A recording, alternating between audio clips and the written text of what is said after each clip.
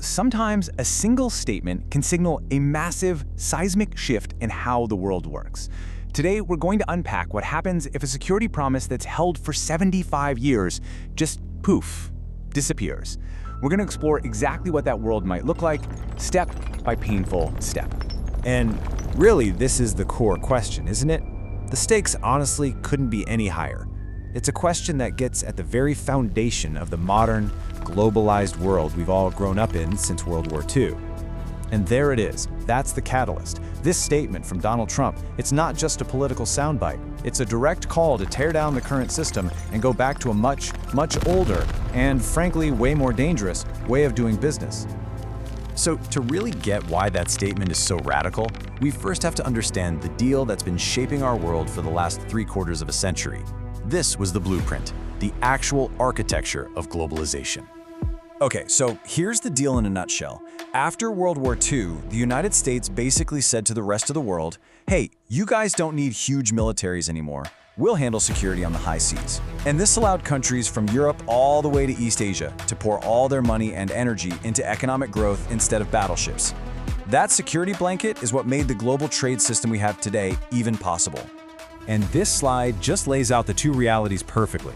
Over on the left, that's the world we know, a system where all the major players are kind of on the same team, all focused on making money.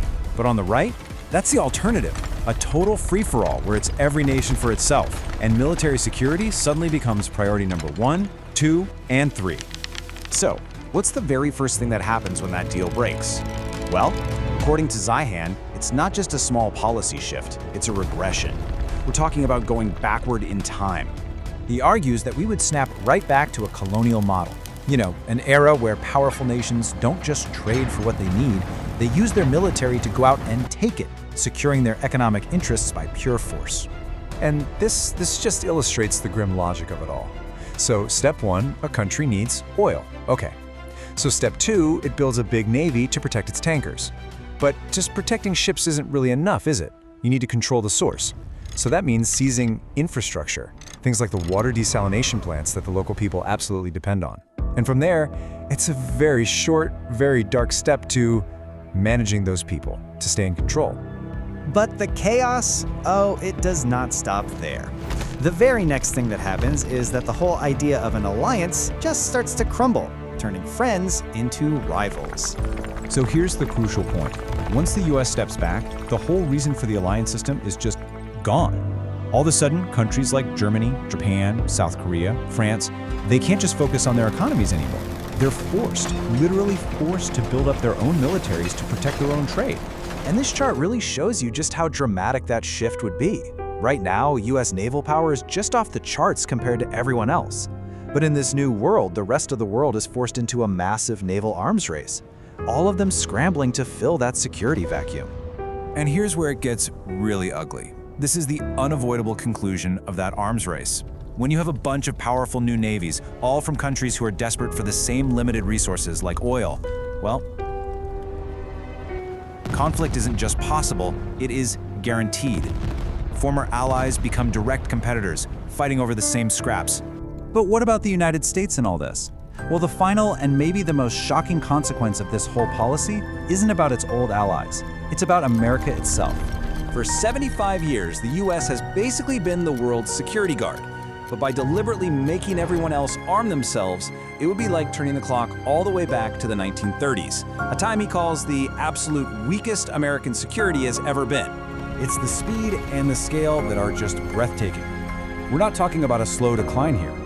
To voluntarily give up this incredible position of power would be, in his words, the single fastest collapse of a nation's strategic influence that any of us have ever seen. And this timeline just lays out the whole grim path. Within just a decade, our allies are our competitors. Within 20 years, we could be facing them in regional conflicts. And within a single lifetime, America's ability to project power could shrink all the way back to its own backyard. The collapse of the Soviet Union.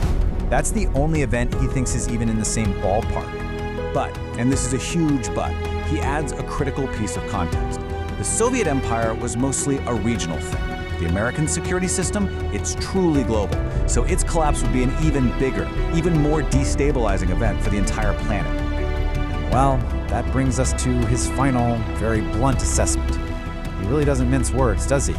He sees this potential path not as some clever strategic move, but as a catastrophic, self-inflicted wound. So, after all that, why does any of this matter to you? Well, it matters because it's describing a complete transformation of the world that we all might have to navigate. So let's just recap the big takeaways, right? This scenario means the end of globalization as we know it. It means a return to raw, great power competition.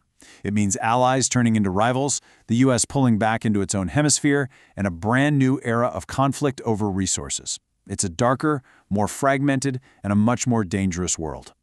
Which leaves us all with this final, really critical question. For decades, the answer to that question was simple: the U.S. Navy.